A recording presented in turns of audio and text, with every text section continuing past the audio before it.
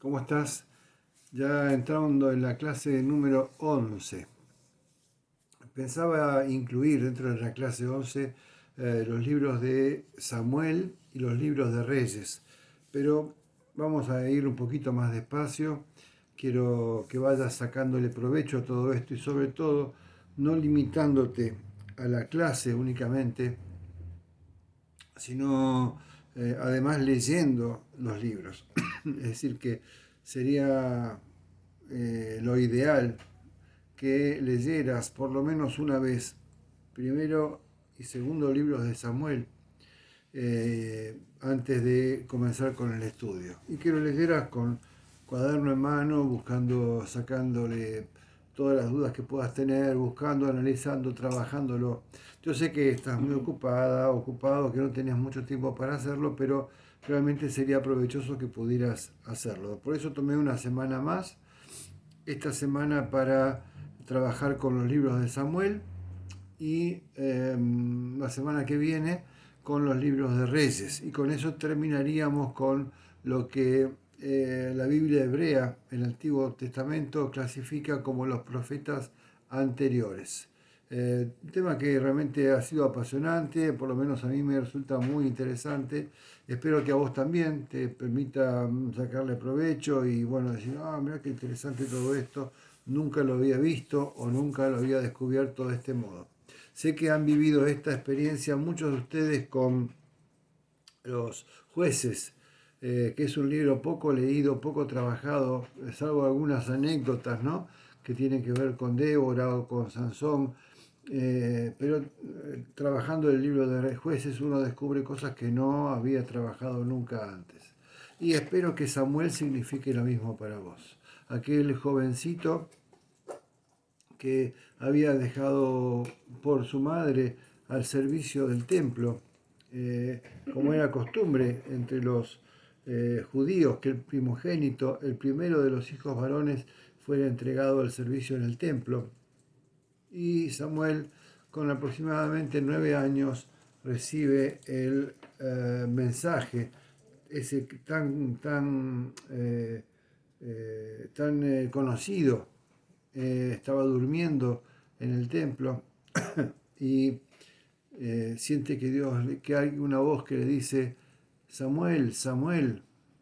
Y Samuel, pensando que era el sacerdote Elí, lo va a ver y le dice, ¿qué necesita, Señor? Y bueno, ese diálogo termina en el conocido pasaje de capítulo 3, versículo 8, ¿no? Ve y acuéstate, le dice Elí. Y si te llama, si volvés a escuchar la voz otra vez, decile, habla Jehová, que tu siervo escucha. Así se fue Samuel y se acostó en su lugar. Vino Jehová, se paró y llamó como las otras veces. Samuel, Samuel.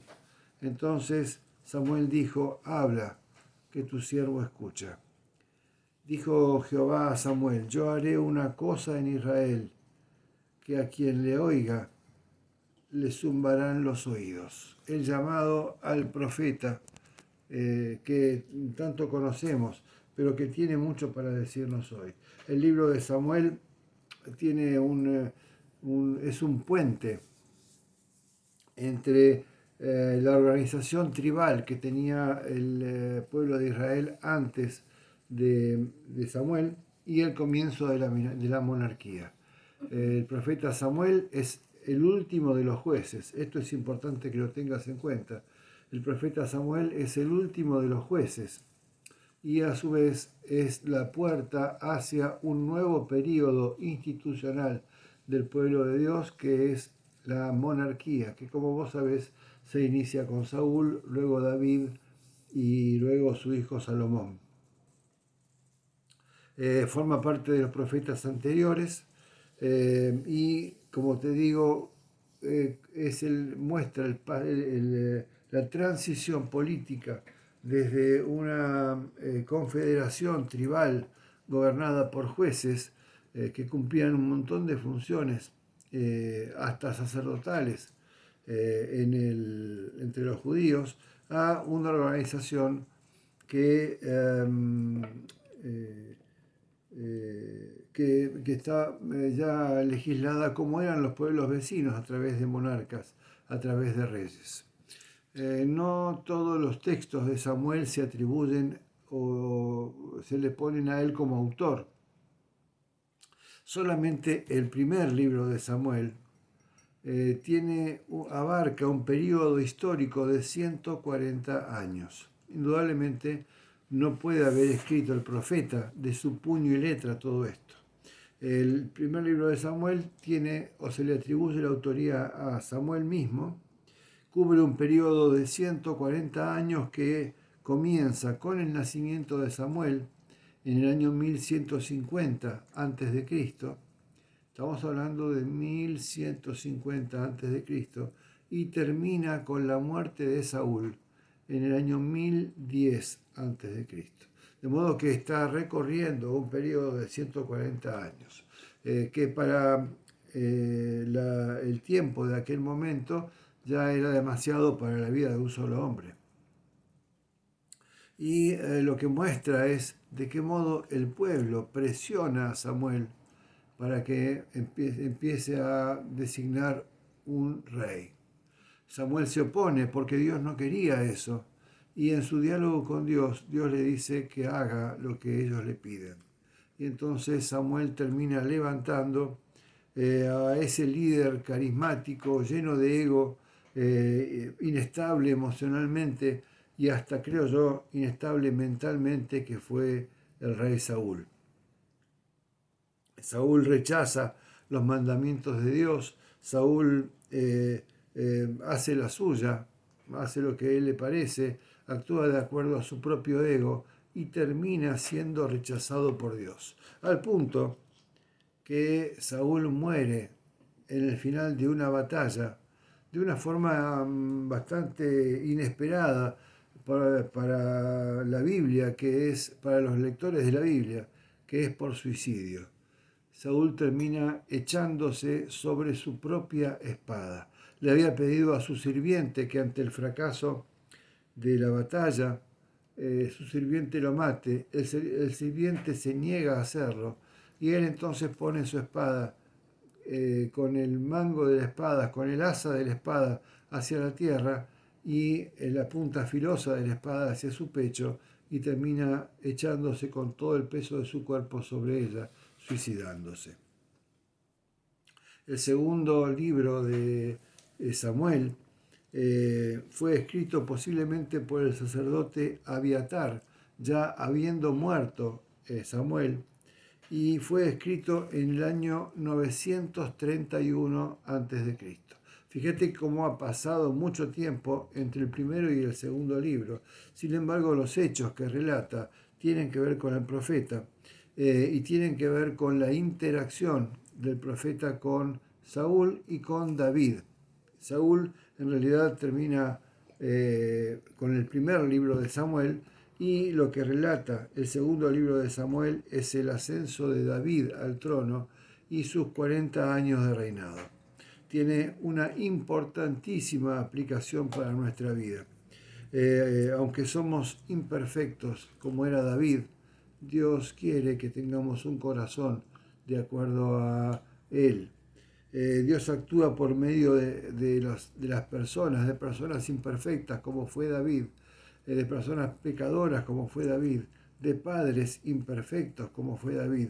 Dios actúa a través nuestro con un propósito redentor, con un propósito que termina permitiendo que el Mesías reine, que Jesucristo mismo reine. De modo que bueno, tenemos un hermoso desafío. Hay el contenido de la clase 11 tiene un PowerPoint de 5 o 6 diapositivas que te acabo de leer mientras iba conversando con vos. Tiene textos de lectura. Aquí aparece una novedad. Hasta ahora veníamos manejándonos únicamente con Samuel Pagán para la lectura. Aquí también tenemos un texto de Samuel Pagán. Me parece interesante trabajar con Pagán porque tiene una visión latina, latinoamericana, que tiene mucho que ver con nuestra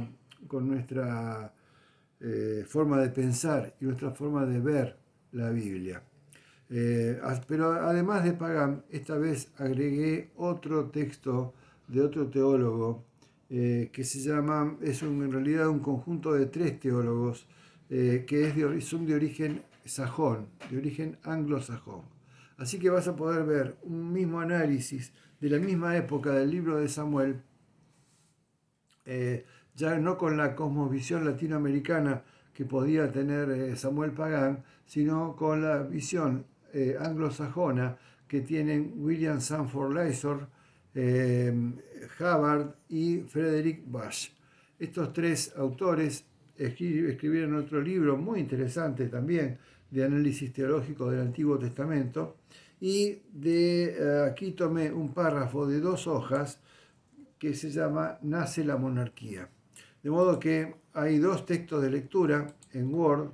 Uno es los libros de Samuel, que está apoyado en Pagán, y el otro es Nace la monarquía, de estos autores sajones. Me interesa mucho que puedas leerlo los dos. Vas a encontrar cosas muy valiosas en los dos, por eso los estoy incluyendo. Pero además de que encuentres cosas valiosas en los dos, vas a poder comparar la cosmovisión de un latinoamericano y la cosmovisión de un sajón.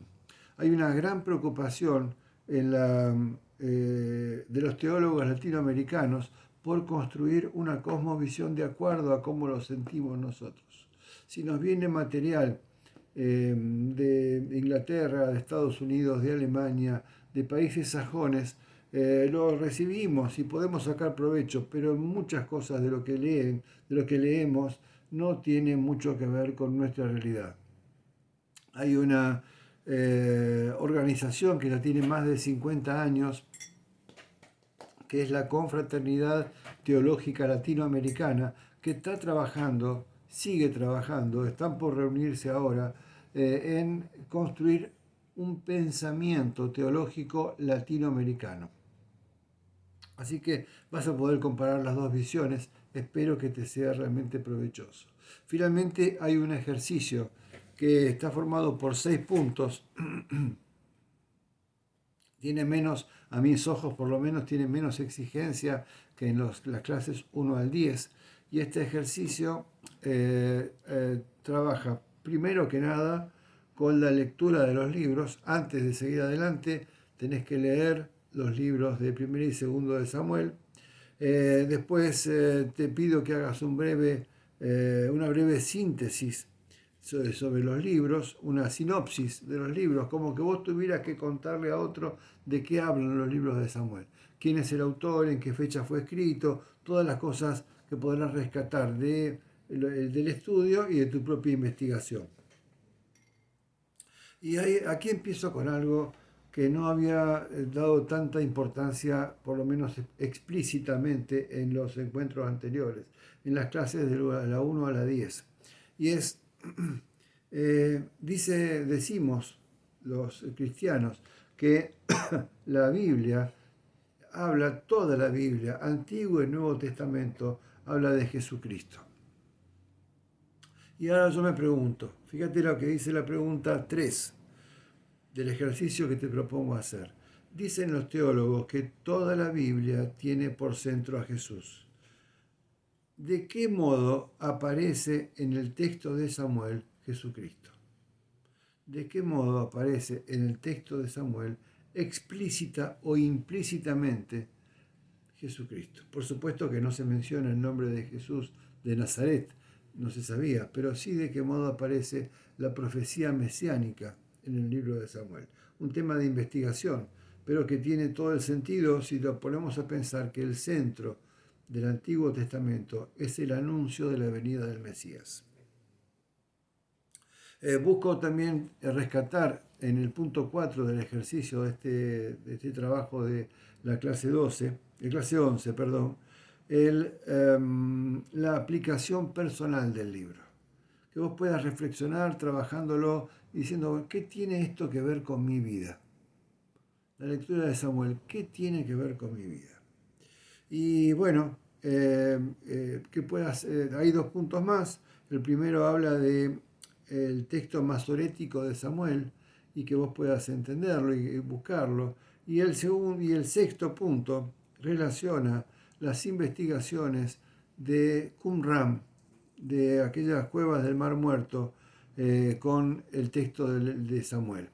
Así que bueno, hay mucho para trabajar, mucho para investigar. No hagas esto con una cosa religiosa, hacelo disfrutando de lo que tenés para estudiar y para aprovechar. Aprovechá esta ventana que Dios abrió frente a tus ojos de poder estudiar a fondo, trabajar en profundidad. Si es posible, hacerlo con tu familia, con tu esposo, con tus hijos, con tus padres, trabajarlo y compartirles, aún en la mesa familiar, lo que estás descubriendo a través de Samuel. Que Dios te bendiga mucho y que tengas buena semana.